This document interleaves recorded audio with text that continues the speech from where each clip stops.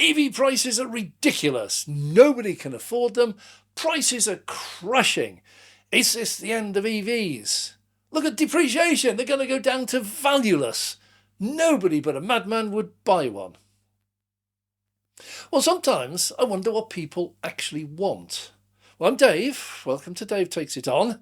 And we look at EV prices and depreciation and affordability. Okay, let's go on a little nostalgia trip. When EVs first arrived, they were very expensive. The very early ones, like the Leaf and the Zoe, were considerably more expensive than their petrol counterparts. When Tesla arrived on the scene, about 2013, 2014 in the UK, they launched the Model S, and it was expensive, but it wasn't that much dearer. In fact, it was about the same price as an equivalent BMW 7 Series or a top-of-the-range Mercedes. So, although it was a little bit dearer than some of the other counterparts, it was not ludicrously so. But in both cases, they had no immediate direct counterparts. An EV cannot be compared directly with a petrol car. So EVs were expensive. Some of them, it was a ridiculous price. But the problem was, in order to raise enough money to keep the company running and develop cheaper cars, which they all wanted, they all had to make and sell top-of-the-range cars with the highest profit margins. Well, over the years, the price of EVs have fallen, but still considered higher than a counterpart petrol car. So for years, people have been shouting out for either cheaper cars, want more affordable cars, these are just ridiculous, we need the price to come down. Then Tesla introduced some price cuts, and the people in the media said, whoa, Tesla's in trouble, it's the end of EVs, they're having to slash prices to try and get rid of them, nobody wants them, they're too cheap. What is it that these people want? Well, last year in the UK, about 2 million people bought a new vehicle, and only about a third of those were EVs, so the market is still relatively small. Now, if we go back a bit further, during the recent lockdowns, most businesses, including car factories, were required to shut down and totally cease production. This obviously led to a shortage of new cars for sale around the whole world. So 2020 and 2021 were periods of time, for quite a few years, where not very much was built and sold. Then when we came out of lockdown, most of the suppliers who had ceased production needed to re-establish a supply route once again, found that some of those routes no longer existed. The companies that used to supply them with the parts that made the components that would go to the manufacturers, they'd already gone out of business or gone into some other line of business. So, the end of 2022 into early 2023, there was still a struggle to get back up to the levels that existed before COVID arrived. Every single car manufacturer, it doesn't matter whether it's petrol, diesel or electric, they're forced to increase prices because their supply chains were not in place, sales numbers would drop, people had more demand than supply, transport costs had arisen as well, everything had gone up. So during 2023, the supply chain issue was finally resolved. Factories finally got back to full production, new factories opened up, the supply chain was re-established, and the price of those parts started coming down again. However, for many of the car manufacturers, and it's particularly legacy auto, they did not want to reduce prices now. They were getting cheaper prices from the suppliers, but instead they decided to raise them still further to try to recoup some of the losses they had made during 2020 and 2021. That policy is still carrying on to this day in 2024.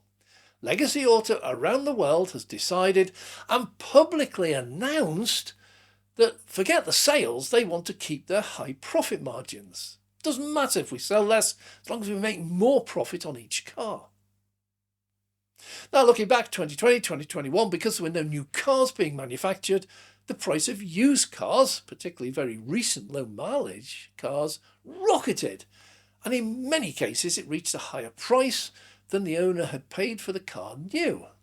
It also, in some cases, exceeded the new price of a new car if they were able to get hold of one, which they couldn't. And this was clearly unsustainable. It just can't happen. So in late 2023, the ICE car manufacturers had a bit of a mini boom. New cars were coming back on the market. They were hitting the dealers. But although they're reaching dealers at an increasing pace, they weren't going out the door at an increasing pace because they had an ever-increasing price. And this has today reached a stupid state of affairs. You see this specifically in America, where the dealers have just priced themselves out of the market and they're now sat on thousands and thousands of unsold cars, petrol, diesel, EVs, doesn't matter, that they can't sell because the price has been pushed up too high. Because over the last 3 years, since COVID, inflation has taken off, interest rates have taken off, and the people looking to buy a car today have far less money than they did 4 years ago. The market moved on, the dealers and the manufacturers didn't. Now, if we look at the EV startup companies, both in America with Tesla, Rivian, and in China with BYD and Geely and a load of others, they took a very different approach. They looked back at the legacy auto and realised that the future for them was the mass market that the legacy auto tapped into 100 years ago. Henry Ford introduced the first moving production line, and that dramatically reduced the price of cars to make them affordable for pretty much everyone. But legacy auto has taken one route, which is, let's just build top of the range models, everything top of the range, massive profit margins, and we don't care if we sell lots of them. They've moved out of the mass market. So the EV startups looked at, we need to take over this market. Because for the mass market, those cars now, those cheap cars, were often in the £20,000–25,000 range, when they should be down in the £10,000 to £15,000 range with mass production. So companies like BYD and Tesla decided that they needed to get into the mass market. And to do that, they had to make the luxury cars in the early days that would give them enough profit and capital to be able to then invest in the next model down. With Tesla, it was the Model 3, then the Model Y. And that became a better selling car, well, best selling car in the world. But that would give them the money to do what they originally decided to do, which was get down into the mass market. This is the Tesla Model 2, which is down at 25,000. It's still not where I think they're heading, but they haven't announced that yet.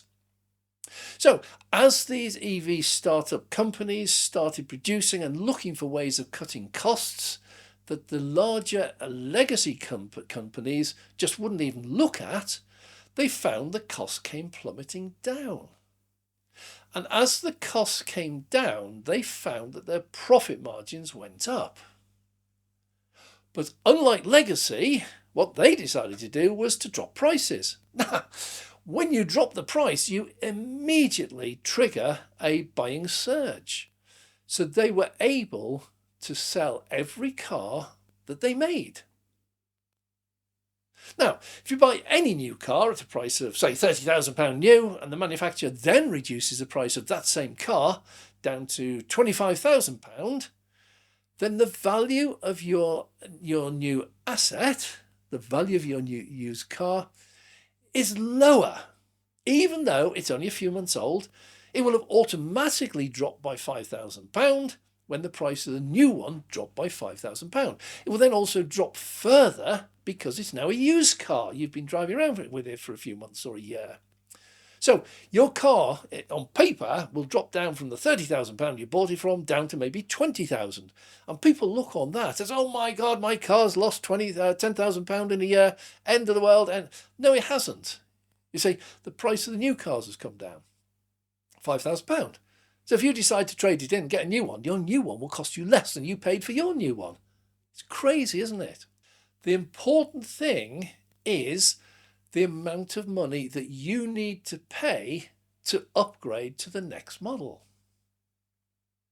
So in the meantime, every time the EV manufacturers drop the price of new cars, that means the value of used cars just drops proportional. So if your car's dropped and the new one has dropped, the cost to upgrade has probably also possibly stayed the same, or maybe even has dropped.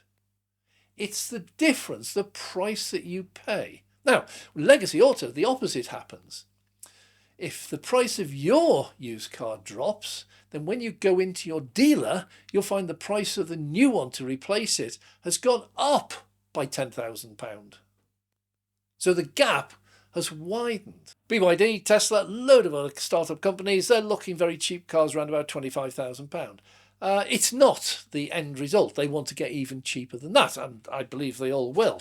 BYD already have a car which is available for £8,000 in China. Won't reach here at that price because of car tax and VAT and everything, but it's going to be in the mid-teens, we're hoping. And that's where your EVs need to be. But unfortunately, when they launch these cars, like the Model 2, it's now called the Redwood, by the way, it's no longer a Model 2, or BYD released their car at £8,000, then the sale of the larger EVs will drop. This is logic. There are some people who will go and stretch themselves to be able to buy an EV, a Tesla, a BYD, a Geely, or an MG4, a Nissan, a Neo. It doesn't matter what it is. They stretch themselves to buy it. If they suddenly have the option of buying a Tesla, Neo, Geely, or whatever at a much cheaper price, a lot of people go, well, yeah, this isn't my main car. I'll buy a cheaper one.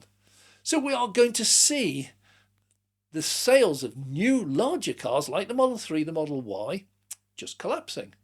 We saw it with the Model S and the X. And an awful lot of people have chosen not to buy a Model S anymore. They don't need anything that size. They just go and buy the Model 3 if they don't mind a car with a boot, or a Model Y if they need a car with a hatchback.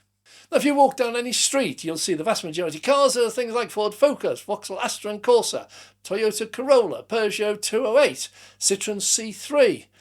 The list is endless. They're the smaller cars. Amongst them, there'll be dotted some larger cars, posh ones, and there'll be some family cars, Citroën C4, C5s. Many people are waiting for the launch of the Tesla Model 2, the Redwood. That will have a dramatic effect on the value of everyone today who owns a Tesla, whatever model it is. See, the Model 3, if the sales drop off when they launch the Tesla Redwood, then Tesla are going to drop the price of the Model 3 yet again. They want to keep it competitive. I've got a Model S. Mine has crashed in value recently.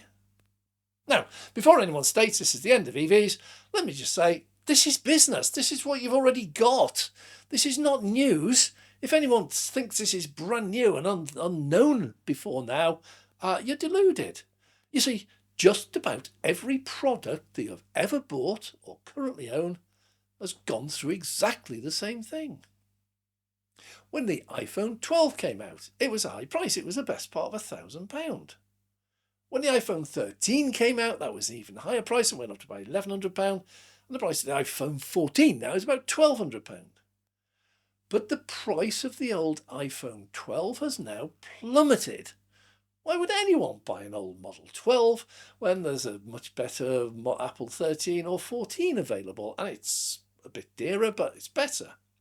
Better battery life, better power, better performance. And now, if you go and look for an iPhone 12, you can pick them up on eBay for about £100. Same with your TV. I myself bought a top-of-the-range OLED TV, 55-inch, a few years ago. Within months, it was already superseded. I went into the shop again looking for something for printer supplies, and I found that my old model was being sold off with a £500 discount, and there was a new model out which is about £500 more than I paid. If you want to sell your new car after 2, 3 or 4 years, it'll be worth less than you paid for it. That's a fact. Get used to it. But when did anyone ever buy a car for it to appreciate? Well, except for those few multi-millionaires who will buy a Ferrari or something that they only made 2 of, and they'll just hold it for investment purposes. But for the average car buyer, we do not buy a car as an investment. So, for all you people out there who can't afford a new EV, and there's lots of you, you want the prices to fall. You want the prices to absolutely crash of the used ones. You want to be able to buy new ones at £10,000 so that the people who can afford £10,000 will go and buy one, so you can go and buy your £2,000 or £3,000, £4,000 used car in a year or so's time. You want prices as low as you possibly can. Drop in price for used cars should be an absolute blessing. And the further those prices fall, the better.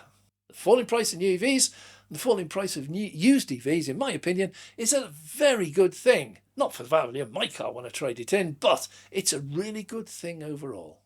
But what do you think? Do you agree with me, or do you think prices should remain high and the new ones should keep on increasing in price? Leave your comments down below. Well, thanks very much for watching. If you have enjoyed this video, please click the like button. And if you'd like to see more, please subscribe and click the notification bell so we can notify you next time we launch a video. And a massive thank you to all our Patreon supporters. It is your support that enables us to go out and make these videos for you. So thank you very much for your contribution. I'm Dave.